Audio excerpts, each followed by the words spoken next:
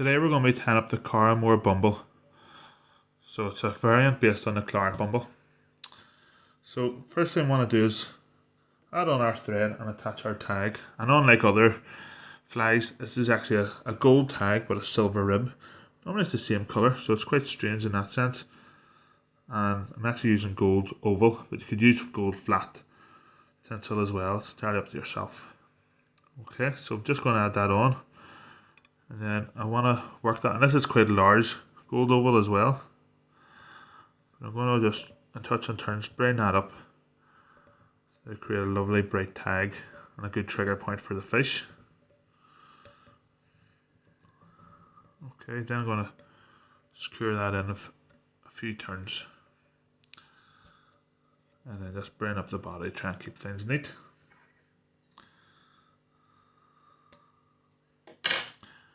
Okay, now because it's such a large tag, I'm actually going to level out the body a little bit because I want it quite level from the tag down to the body. I don't want the tag to kick up too much. Okay, and the reason for that is that I'm using golden pheasant topping as the first part of the tail. Okay, so I've actually got two here, and there's not much of a curve to them, but it should fish well anyway. And length is entirely up to yourself. Could be the length of the shank, could be a little bit longer or less. So, okay, and you can adjust that if you tie it on halfway up the body, or at least away from the tag. You can adjust the suit. Okay, and I'm very happy with that there length. A few turns to secure it in there. Okay, and then next thing we're going to do is going to add on a little bit of glow bright number 4. Basically, it's fluorescent. It is red, but it isn't really red. It's more of an orange. But I'm going to add this on as a bit of a tag as well. So I'm bending this over quite a few times until I have about 8 strands. Okay, and then I'm going to use the weight of the bobbin to secure it in. And that's just directly on top of the golden pheasant. Okay, and I get those strands. Be sure not to get them twisted into the golden pheasant because we're about to cut them. Okay, that's just the length, and if you wanted, you could put a wee bit of Velcro on, protecting the pheasant obviously. And I'll give you a nice hot trigger point within the tail. Then we're just going to trim off our excess. As you can see, I'm not trimming it all off. I'm going to try and taper it a little bit, just so we have a better evenly shaped body. Okay. And at the same time we're doing this, we can start attaching what will be our rib, which is a small silver oval. You could use wire, it's entirely up to yourself.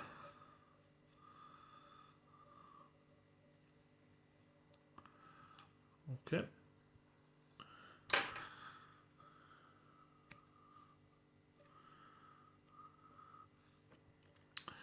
So the colour of the body, it's claret fur, just dubbed on.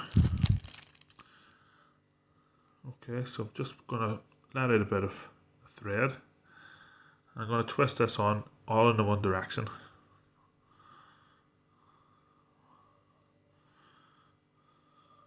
Okay. Every few turns, if you need to, you can retwist it.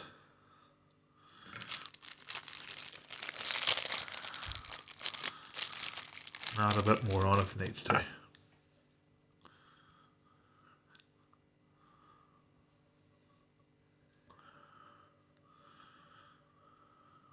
Okay. Anything going forward, then just catch that behind the thread.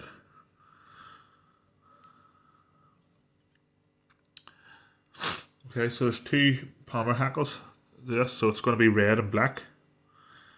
So again, a lot of these flies, you probably notice a lot of these flies I'm tying for lough, they're all variants of each other. This is variant of the Carrowmore Bumble, but it's also a variant of the clan chief. Two extremely popular, deadly loch flies for trout and salmon. Okay, so for Palmer bodies, I like to use my hackle pliers. Usually the only time I use them. Okay, and I'm just gonna do 2 turns at the head, and then 3 turns at the rear.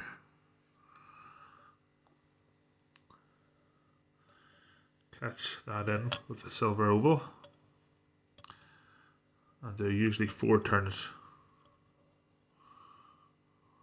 4 turns up the body.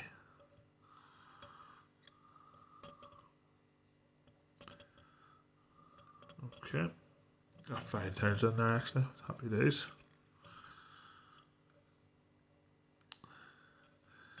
Then we'll secure that in. Don't worry about your thread going into those hackles. Okay, there's no other way to do it. The way the hackles are going. Then we can start trimming off our excess. And before we trim off our hackle tips, if you want, you get a bit of Velcro and just draw out some of those fibres that might be trapped underneath the rib, and at the same time it draws out the fur and the dubbing as well.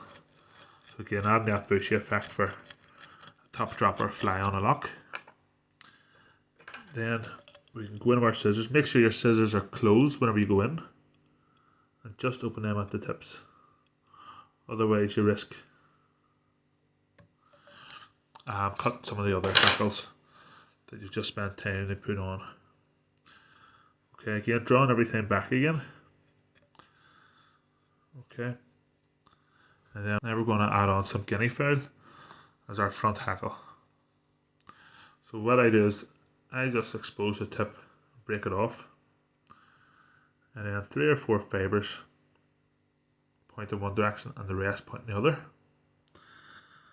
Then very important that you wax your thread, and I tie in at that break, a couple of turns, and then bring everything back again so that stalk's secured twice. Okay, then just using a wet hand, you don't need to double it any better than that because it's quite a soft feather. We just start winding our hackle. Draw back those fibres after every turn.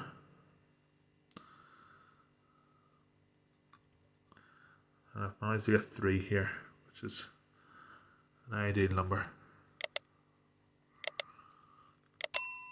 Oh, got a bit of slippage.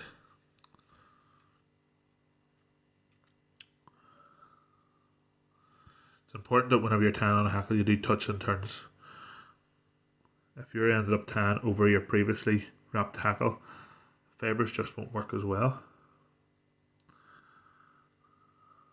Okay, that's our 3 turns. And then because I have a bit of space on the head, I can draw my stalk back and secure in on top again. Give me that really secure hold on that front hackle.